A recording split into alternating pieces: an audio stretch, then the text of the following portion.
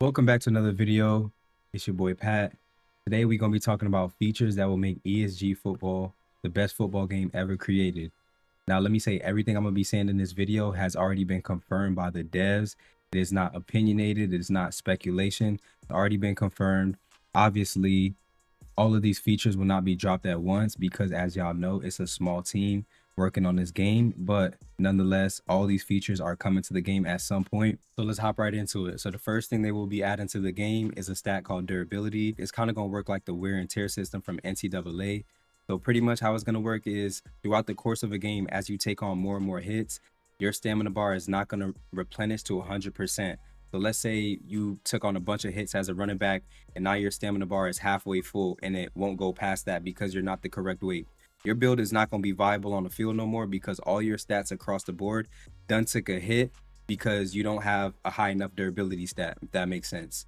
So in order to counter this, what you want to do is come out with the correct weight. So let's say you're playing running back, you want to be 200, 250 pounds maybe, so you can sustain hits over the course of a game. Now I know what y'all are thinking. Y'all are thinking, why would they add this? They added this to make the game more simulation style, because in like real life, you don't have 10 players on the field that are max speed, or you don't have 10 players on the field that are 400 pounds. So they did this in order to create a middle ground. A lot of players were playing on one extreme or the other. So again, they just want people coming out with more realistic builds. And I think this was a great way to do this. So let me know what y'all think about this. I think the durability stat is going to add a huge skill gap to the game because you can't just be the fastest player on the field anymore.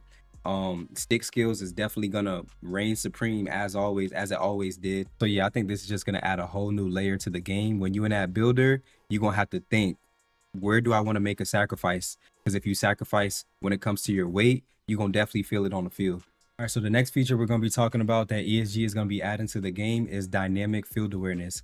So let me break down what field awareness is first, and then I'm gonna tell y'all what the dynamic field awareness is. So field awareness is players can only see eligible receivers that are within their visibility circle when field awareness is enabled. So as y'all can see on the screen, let's say if that field awareness, if his rating was a 70, he can only see the receivers inside his circle. So what the dynamic field awareness is going to do, your circle is going to adjust depending on what you're doing on the field. For example, let's say you have a 70 field awareness. That means you're going to have a 70 field awareness while you're in speed strafe. Now, if you're in regular strafe, you're going to have an 85. When you're sprinting, you're going to have a 55. Now, let me break that down to you. So pretty much when you're sprinting, your field awareness is going to take a hit by 15, which means it's going to decrease by 15. When you're just in a regular strafe, not a speed strafe, you're going to get an additional 15 field awareness. So what this is going to do, it's going to make the game more simulation style. Because again, you can't have a football game where everybody's sprinting around the field, running around like chickens with their head cut off. You got to have people doing what players do in real life, which is strafe and read plays. Personally, I like the dynamic field awareness. It's going to allow people to not be able to make plays all over the field. Players are going to have to worry about their assignment more. Let's say I'm playing DB and I'm guarding a receiver. Let's say the receiver hits me with a double move. Since I am now sprinting after him, my field awareness circle is going to get smaller since I'm in sprint, which means I got to key in on my receiver. I can't worry about stopping the run because that's y'all's job now. I have my assignment. So I feel like that's just more simulation gameplay, more realistic gameplay. Some players are going to be in strafe, some players are going to be speed strafing, and some players are going to be sprinting, which is how football is supposed to be played. It's not supposed to be 10 guys on the field all holding R2 sprinting around the field. So I think this is a W feature and gonna add another layer of skill gap. So the next feature that ESG is gonna add is throw cancel, which is basically a pump fake. How it's gonna work is, let's say a QB makes a read and realizes it's a bad read, he's gonna be able to cancel out of that pass. But the beautiful part about this is that the DB is gonna get faked out because when he does his pump fake, a circle is going to pop up on the screen where the ball was supposed to be. So the DB, if he's not looking at the QB and see the ball release, he might get faked out by that circle. Meanwhile, the receiver is running a whole new route. So I feel like QBs is really going to use this mechanic a lot. I feel like a lot of DBs are going to get faked out by the pump fake, and a lot of receivers are going to be able to run a lot of double moves to fake DBs out. So I think all around, this is a great addition to QB play. The next feature that ESG will be adding is press. Pretty self-explanatory. DBs are going to be able to press receivers. Going to add a whole nother layer to the passing game. Receivers are not just going to be able to freely run routes without being touched.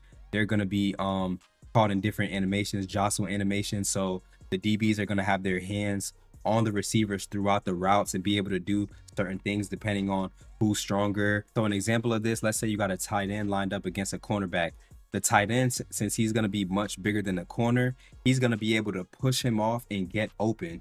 So if that cornerback's not big enough, he's going to get shoved out the way, free catch for the tight end. So that's the type of animations ESG is going to bring. ESG is really catering to the competitive scene, and I feel like that's what every game needs to really thrive. I know not everybody plays competitively, but if people have that option to do that, if they so choose to, that's perfect. And obviously, if you're not into the competitive thing, you can obviously play a novice. So all in all, the more collisions we can see between DBs and offensive players, the better. We want to see DBs pushing receivers to the ground. We want to see big receivers pushing little DBs to the ground, pushing them off.